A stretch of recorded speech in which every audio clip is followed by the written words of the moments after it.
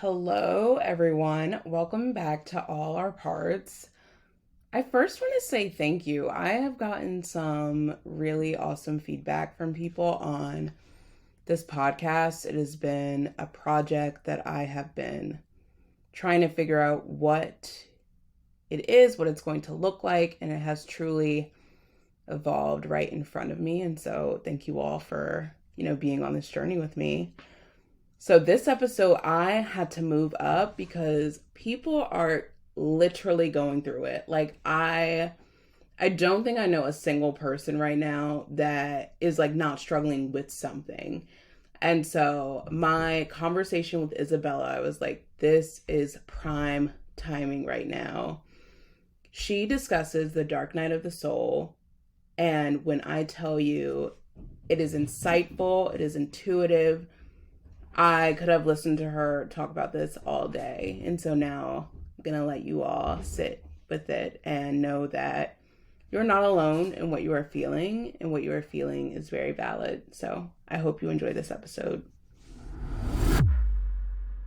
Hello, everybody. Welcome back to All Our Parts. I am so excited to introduce you all my guest for today. She is a tarot reader. She's recently starting a new graduate program. I have been able to connect with her over Instagram, and I'm so excited that we finally get to have this conversation. Isabella, it's so good to speak with you right now. So excited to be here. Thanks so much for having me. Of course. So, just to kind of start us off, tell us about yourself. Yeah, so my name is Isabella Lloyd Damjanovic. I have a very long hyphenated last name. If you know, you know. Struggle is real. I am an intuitive tarot reader. I am also a one woman business. I own Balkanska Magic company, which is my spiritual wellness business that focuses on providing intuitive spiritual guidance using tools like the tarot, as well as producing handmade metaphysical tools. So that's kind of what I've been doing full time for the last couple of years. But as Jasmine mentioned, I am going back to school this fall. I am starting a master's program in social work, and I hope to, eventually when that program is done, be able to kind of take that license to practice and elevate my business to the next level to offer holistic healthcare that addresses, the mind-body connection using a range of different healing modalities. Yes, yay! What led you to start your business that you have now? So my business was a pandemic baby, like many other businesses. I was actually currently in graduate school. I already have one master's, which has not really proven its usefulness yet, but maybe it will eventually turn out to be helpful. It was January of 2021, and I had I was just kind of going through it, as many were, and I was looking for a creative outlet. And so the way I started my business was originally I made, and I still do make, intentional gemstone jewelry. So I got really into crystals and wondering, like, how can I wear crystals in a way to manifest or maximize the energies that I want to experience. Because I was really Mm. struggling with, for instance, motivation. I was struggling with having enough energy to do what I needed to do. I was struggling with feeling creatively inspired. So I Mhm. started basically learning how to make gemstone jewelry, and then some of my friends were like, you should like sell this. Like, I think people would like this. So that is how my business began. And it wasn't until I went through a spiritual awakening, I guess is what I would call it, following the Mhm. loss of my grandmother, that I got really into the tarot. And I practiced tarot just for myself for a while. And then at a certain point, I kind of felt called to expand my business and my offerings to incorporate tarot, because I think that it's just such a beautiful symbolic language that can provide this like emotional Mm. catharsis that I think many people are seeking and are not able to find, or even afford, like with traditional means like talk therapy. So my business kind of slowly morphed to be broader than it originally was. And nowadays, the bulk of my business actually is focused on my tarot practice. And I love that. Like, I think that Honestly, it's kind of something that I just stumbled into. I didn't like strategically plan that this would happen, but I feel like kind of the best things in life are Mhm. usually like that. So yeah, that's kind of my little my short little Absolutely. intro. Yes. Well, I feel like so many people's pandemic babies were more of something that we stumble upon and we are coming back to it in such a different way. Like, I found social media during the pandemic and the job that I was working at the time. I offered to manage their social media accounts because what else was I going to do locked in my house? And the knowledge that it gave me, I had no expectation to be having a podcast right now or running my own social media account right now. I always imagined like a blog or something, but I found myself going back to the things that really gave me like some motivation during the pandemic.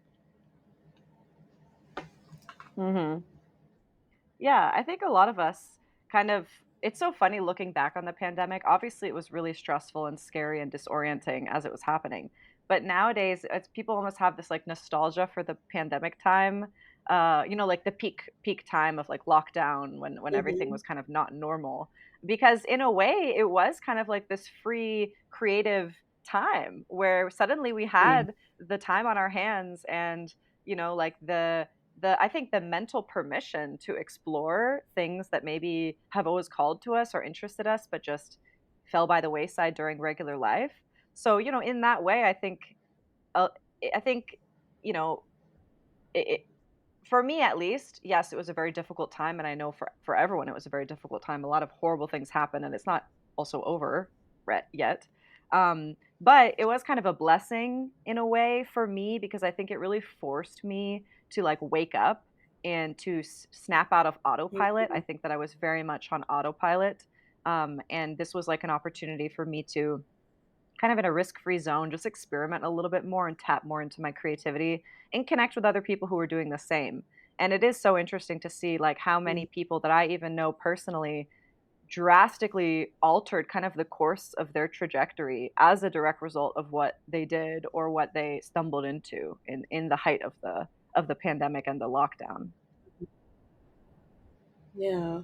I know our conversation today is about healing, and I feel like during that time, healing, like, it was like a expedited process at times. Like, it was very sometimes rocky at the surface, and then just below you could feel the current starting to shift. And it wasn't until, I would say, after the peak, when people were getting back to their quote unquote regular lives, that everyone was like, wow, I really changed. Like, hmm I'm not the same person that I was pre lockdown. And then I think so many of us are tugging with, who was I before lockdown and who am I after lockdown, and can I rectify the two or justify the two? 100%.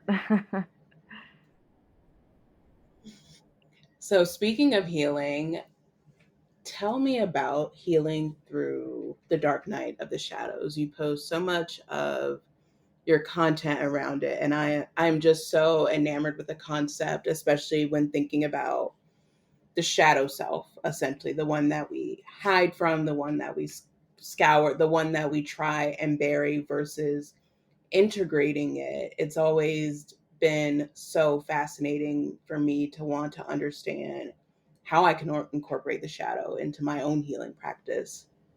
hmm Yeah, so, the dark night of the soul is like a colloquial expression that I think a lot of people are superficially familiar with, but when we take a moment to really like dive deeply into first of all the origin of the expression and what it really means, it characterizes what is basically a universal human experience, which is moments of profound loss, grief, change, transition, disorientation that kind of cause us to lose our faith or to question the nature of reality, right? To question, like, in an existential way, why is this happening? Like, what does this mean? Surely there must be a meaning to this because I cannot accept that that this is just that it is what it is, right? That it is what it appears to be. And the dark night of the soul is the name for this period of time in which we go through this period of kind of reckoning with the ugliness of reality. And it's not to say that like before the dark night of the soul we think that everything is perfect, and are living in some naive version of reality. But I think that when a dark night of the soul happens, and it's often triggered by, let's say, the loss of a loved one, or maybe a huge change in your life, like the loss of a job, or maybe being canceled, or maybe, falling into depression, struggling with a mental health issue, something which leaves you feeling alienated, feeling like nobody gets what I'm going through and I'm alone in some way. Like I'm struggling to make it through this and I don't feel resourced. The dark night of the soul is kind of like an awakening to a deeper level of experience where you understand that like there are no highs without the deep, deep lows. And I think when you talk about Mhm. shadows, I think the dark night of the soul is the moment where we really do meet our truest shadows and where we encounter our shadow self because there is really nowhere to hide. It's almost like everything is exposed, everything that we've been ignoring or neglecting. And especially when it comes to our inner monologue and the relationship we have with ourself, I think that in these really challenging moments, oftentimes it becomes crystal clear to you how it is that you really feel about yourself and how it is that you really talk to yourself in the moments when it matters the most, when no one else is there to tell you you're doing great, it's going to be okay. Are you there to look at yourself and say, "Hey, it's not your fault. I got you. You're going to get through this." Maybe some people are always on that wavelength, but I think for the vast majority of us, and I speak for myself, that is not the response that we have. We take these moments of profound loss or destabilization and we look at ourselves and we say, how did this happen to me? How did I make this happen? What did I do to deserve this? There's like this feeling of self worth that gets really triggered and activated. And it pulls up a lot of these shadows of insecurity, of self doubt, feelings of being unworthy, feelings that, nothing ever comes easily to us, or maybe that good things do come to us only to then be lost. And so a lot of it reflects back, I think, these underlying narratives that maybe hadn't been at the conscious forefront of our minds when everything is going swimmingly, that ask us to really be honest, like, am I supporting myself even when I'm not getting any support externally? Like, am I there for myself when nobody Mhm. else is there, when nothing else is there? um and at least for me, like I realized, like, damn, I really am my biggest hater. Like, here I am, everything in my life has fallen apart, and I can't even be there for myself to say, hey, you're going to be okay. You didn't cause this to happen. You don't deserve this. Like Mhm. it'll be fine and you'll recover from this and you'll bounce back. Like I was there judging myself and castigating myself, Mhm. and feeling like no one could possibly understand what I was going through because it was so uniquely specific to me and my experience. And like, yes, maybe the circumstances were unique, but I think that that feeling of isolation and that feeling of failure is very universal. And so I like to talk about the dark night of the soul because I think a lot of the discourse in New Age spirituality is very much centered on the light, right? It's about like ascension, meeting our highest selves, Love and um, light. you know, yeah, love and light. And there's no shade to that, but the reality is that light cannot exist without darkness. Light has no meaning Mm. if there is no darkness. And this is why I love like the metaphor of the yin yang, which tells us that it's not that light and darkness are two separate things, but rather that they are intermixed with each other. And we cannot understand without one without understanding the other.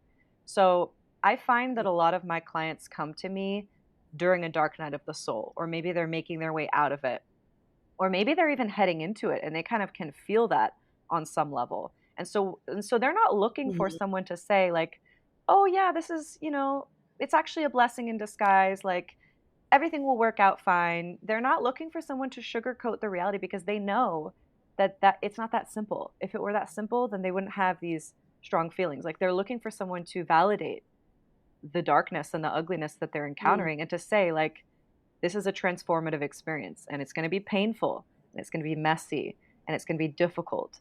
But you will still get through. As long as you want to get through it, you will. Like that is the one determinant of it. If you think you can do it, even if you don't think you can do it, but if you just desire, right? I don't want to be stuck in this place. I don't want to be stuck feeling like this. Then you're already kind of oriented towards the light. But there is kind of like a tunnel of darkness that we have to travel through.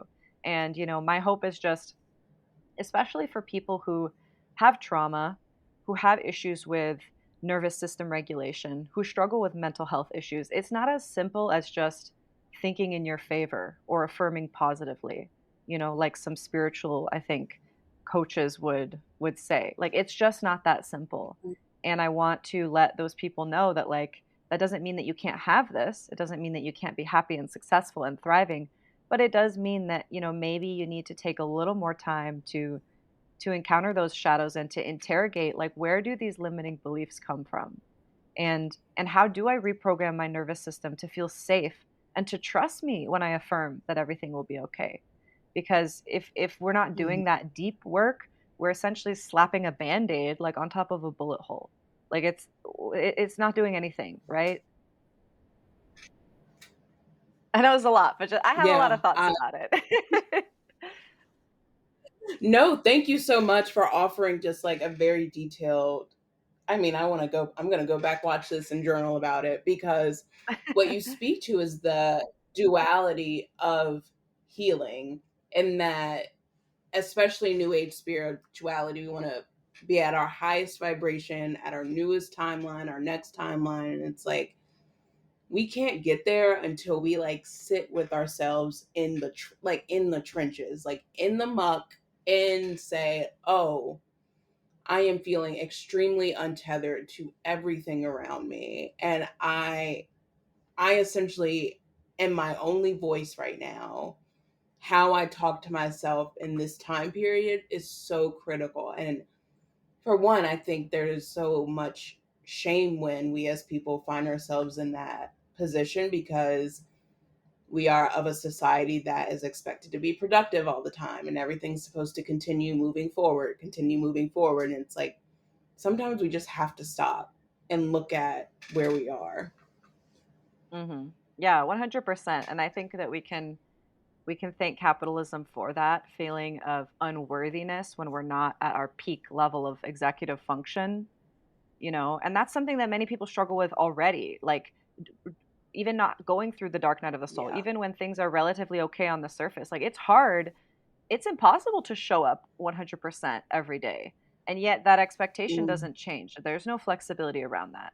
So the idea of surrendering, which is what I talk about a lot, surrendering to the overwhelm and giving yourself permission to not be operating at peak capacity, giving yourself permission to like bow out and actually take some time where you're not focused on what you can do, but you're focused on reflecting and understanding what has already happened and dealing with what has already yeah. happened, right? Before you can keep moving forward. Yeah. I mean, there's also, it sounds like, this process too of redefining worthiness. And so when we are isolated, when we are feeling our absolute worst, when we can't show up 100% to our relationships or to our work or whatever the case may be, recognizing that we are still whole, we are still valuable, we are still worthy, regardless of our productivity. Even if we get up, brush our teeth, and get right back in bed, we are still worthy. We have still done everything that we can. 100%. And I think that something that really helps make this clear to people is when you look at yourself and when you speak to yourself, you should be visualizing like yourself as a child, right? And you should be speaking to yourself in a way that you, little you, could hear and that would be positively constructive and helpful for little you, right?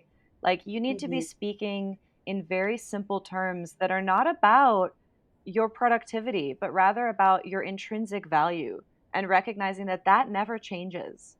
Yes, other people's recognition of your value may change, but that does not diminish it, but you have to hold tight to that concept because if you don't, then you basically become victim to fluctuating circumstance and everybody rides the wheel of fortune.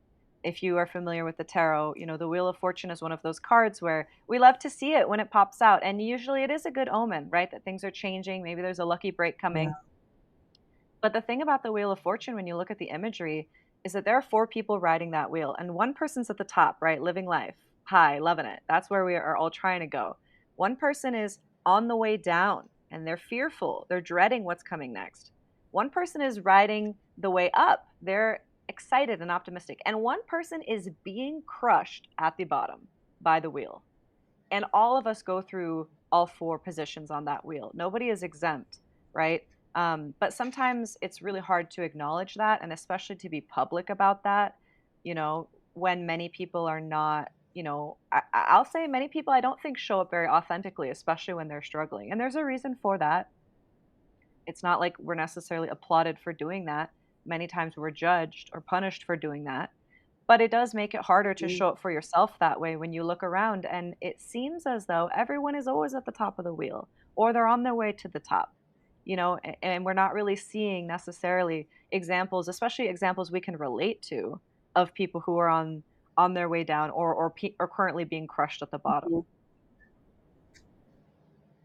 Yeah, absolutely. How vulnerable for one to even present ourselves as the person that's being crushed by the wheel. Yeah, I mean it's not glamorous. It's really painful, it's messy. And then of course there's always those people who see you and they're like, "Well, you did that to yourself. Like you should have gotten out the way. Why are you laying there? Get up." You know, there's a lot of projection of individual blame and responsibility. Um and that is something that we're never going to be able to change other people's perceptions of how we got into this situation or what it says about ourselves, but we do have control over our own Hmm. perception of that. And once we focus on that, it becomes a lot easier to kind of quiet the noise of the people who just clearly aren't understanding or clearly aren't projecting any energy that's going to be helpful for us to deal with, and to kind of focus on those who are Yeah. uplifting us and those who understand what we're going through and see it from a place, of awareness and not judgment. Yeah. You also bring up a really critical piece in like inner child healing too, and that's recognizing how our internal voice has been formed. I was speaking with someone recently about how I struggle with negative self talk 100%. It is something that I have to be extremely intentional about every single day, or I will spin myself into just a really dark place. And I was talking, I was like, I realized one day, I was like, did I talk to myself like this as a child? Like when I messed up in a game, did I go, oh, you're the worst, you suck, you're terrible? Like how our inner voice is created, it's not just one thing, it's multitudes of things. It's so many external factors. It's society, it's social media, it's teachers, it's parents, it's everyone that we surround ourselves with, that over time they start to develop our internal voice, and then we as we get older, we have to pick apart that internal voice and say, okay, what is mine and what is what someone else fed me that's not true.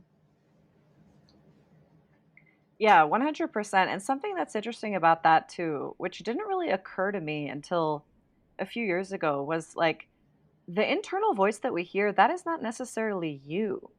Yes, that is a voice that's with you and present, but that voice is not like who you are. And if you want to change that voice, you can do that. Like it is not set in stone.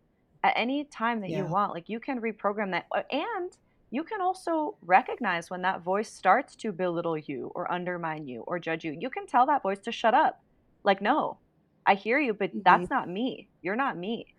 And I think that's a really interesting kind of concept to think about, because I think many people just assume that the inner monologue and the inner voice that they have is them, as opposed to a reflection of them or a certain manifestation of parts of their personality. Yeah, it's because we also attach ourselves to it.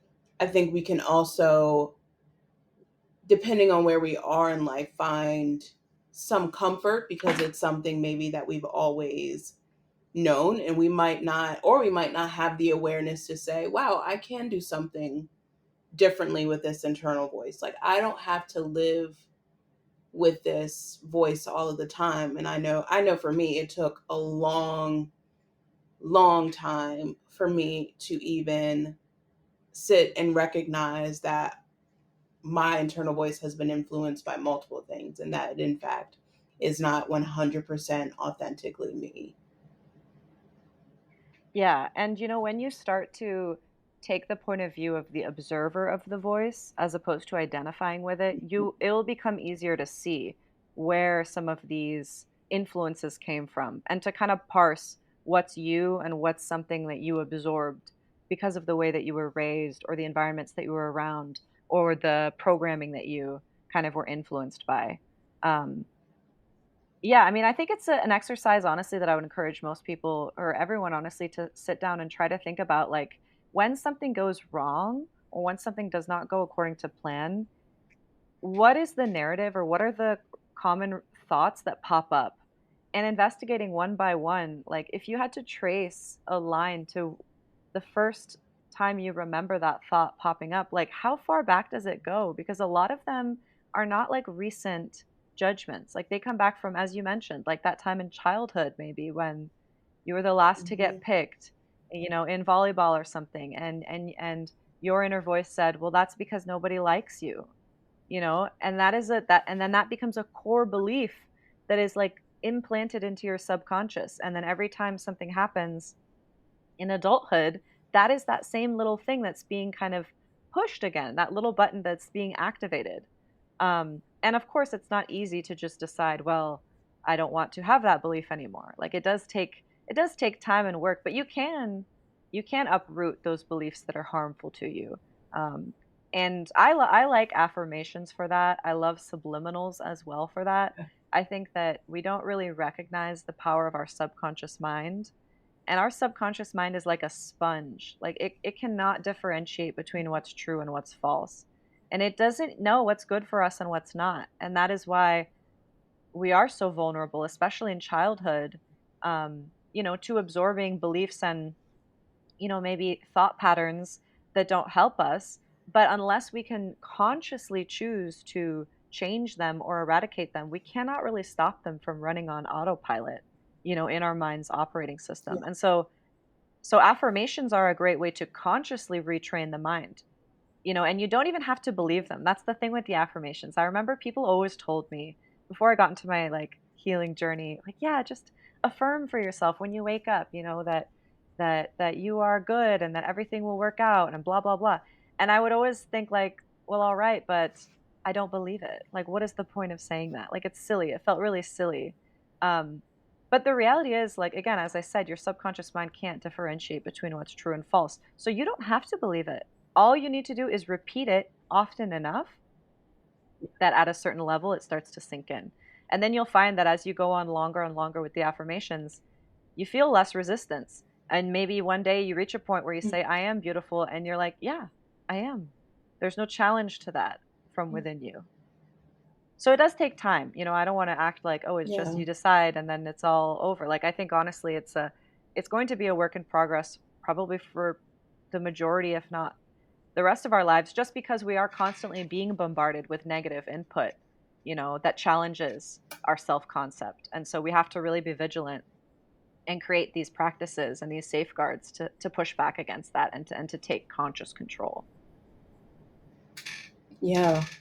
How do you incorporate affirmations in your day to day?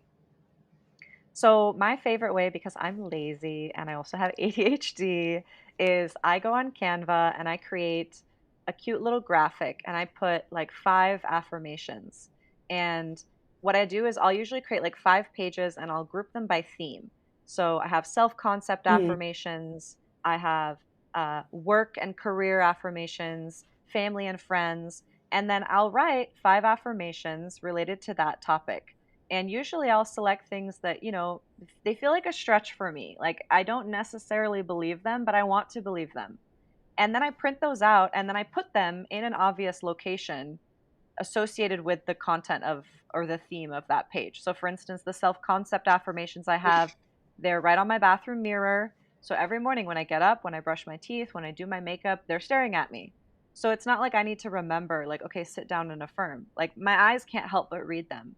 I'm scanning them. The same thing with the ones that are above my desk. Like, I think that that's a lazy hack for affirmations, because I know that a lot of coaches will recommend like set a timer and for 10 minutes sit down and affirm.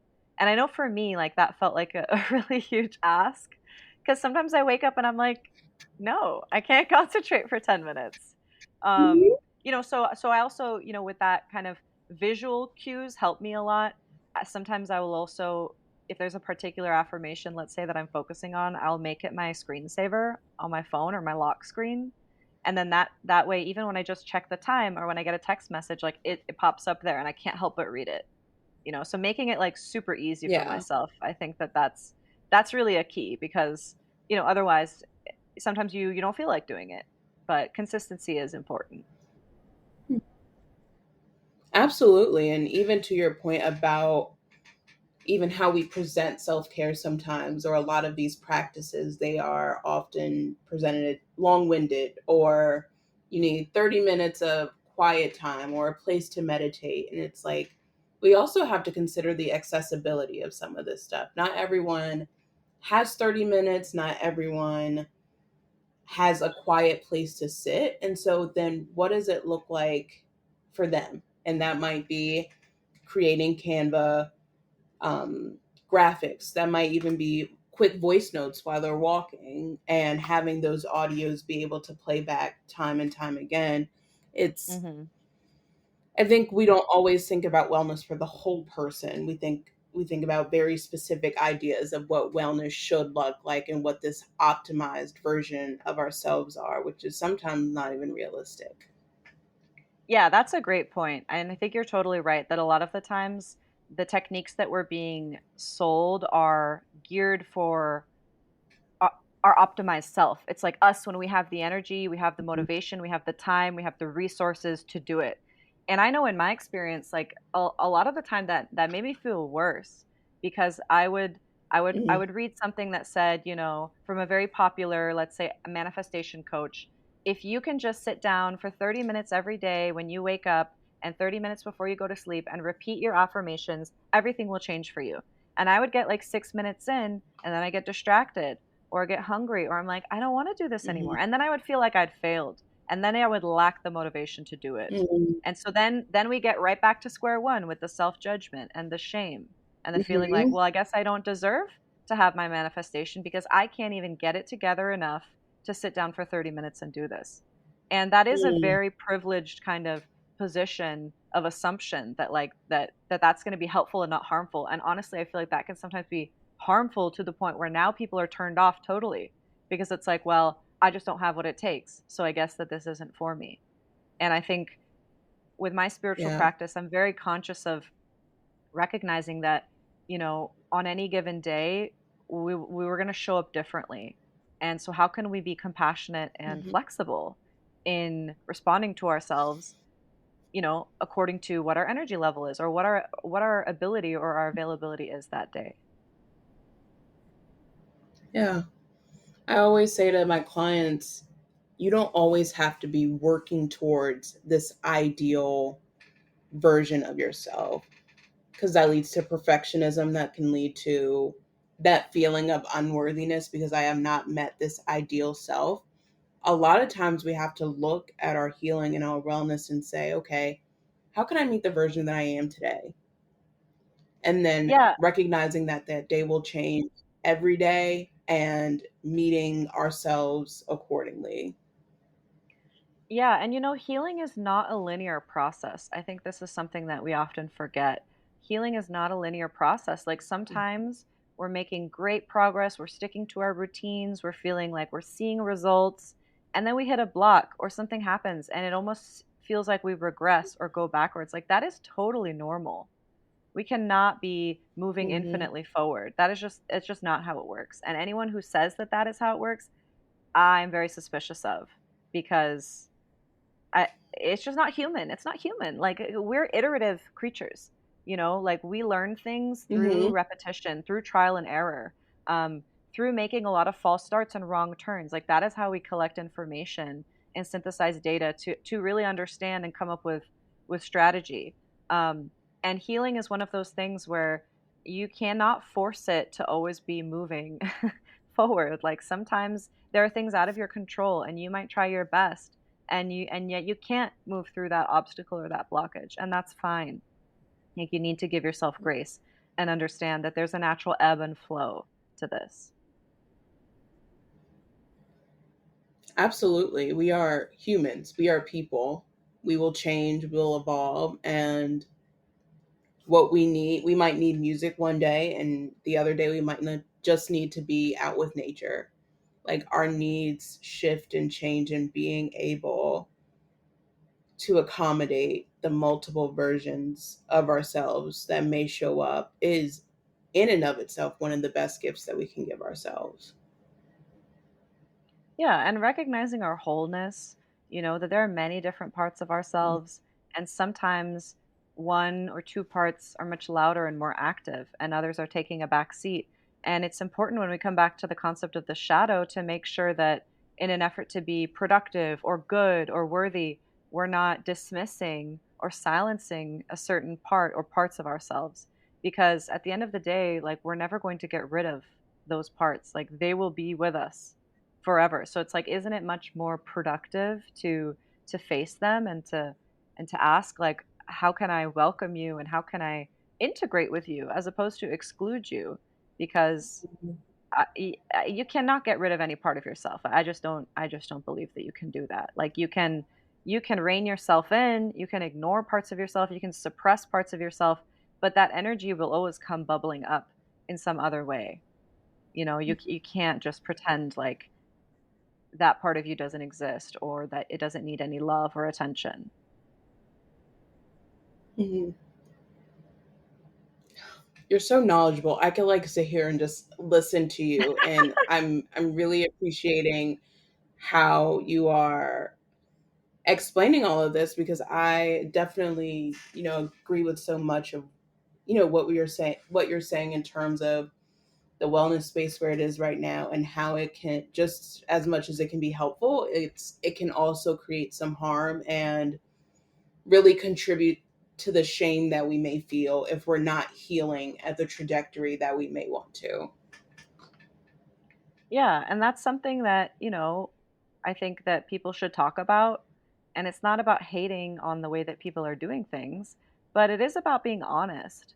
I think it's really important that we be honest and that we ask ourselves, Mhm. like, what is it that I'm trying to get out of this? Am I healing because I feel that I'm becoming better, more popular, more people will like me, I'm going to get more social credit or whatever? Or am I healing because I really do want my life to change and I want to feel more empowered and I want to feel more liberated?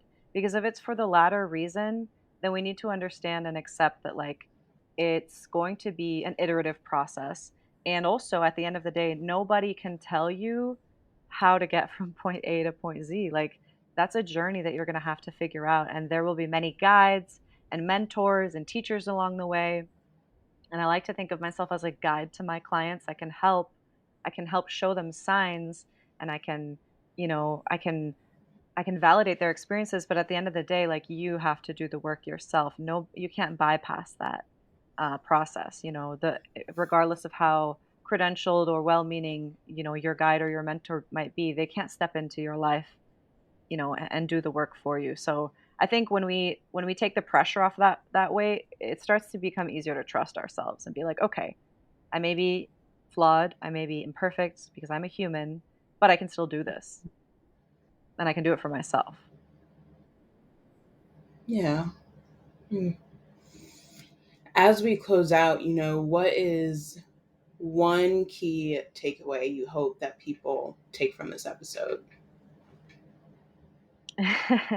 um, I guess my key takeaway would be that, like, it's all right if you're lost and confused. And if you're listening to this and you're wondering, like, am I in the dark night of the soul or have I gone through that? Like, chances are probably, probably. And instead of being scared of that or thinking that, oh, there's something wrong with me or I've failed, like, to try to reframe it as like, this is a wonderful opportunity.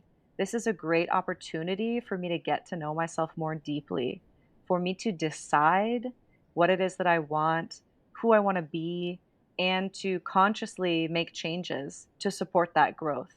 Um, I talk a lot about alchemizing circumstance into power.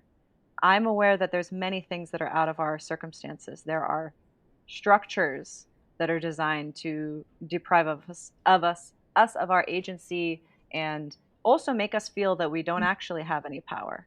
And I think that this work is transformative precisely because it reminds us that we do have power. We have a lot more power than we realize, but we can never use that power if we don't, first of all, believe that we have it. Like nobody can take that away unless you've already kind of surrendered it and decided like, well, yeah, you're right, I don't have it.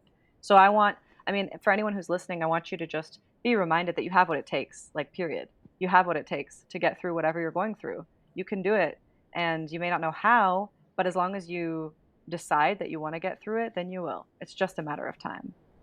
Like the universe has no Mm. choice but to comply. Truth. Oh my goodness. Thank you so much for having this conversation with me. How can people find you? How can people work with you if they find themselves interested?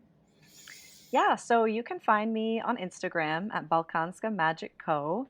My website as well, balkanskamagicco.com. I'm also on Threads. I'm new to Threads. I'm loving Threads. You can connect with me there, but you'll see that there is a contact form on my website if you want to get in touch with me, if you want to schedule a call just to chat with me, or if you want to book a reading with me. But other than that, I am based in the Los Angeles area, and I do pop up throughout LA County on the weekends for various events. So if you check out my Instagram page, you'll see my event calendar is linked there. And I'd love to meet you in person. I think there's nothing like the magic of connecting in person. But even if you're not around here, um, you can use the methods of my Instagram or my website to get in touch with me, and we can connect that way. Amazing. Isabella, thank you so much for your time, and we will be in touch. Thank you so much. It's been my pleasure.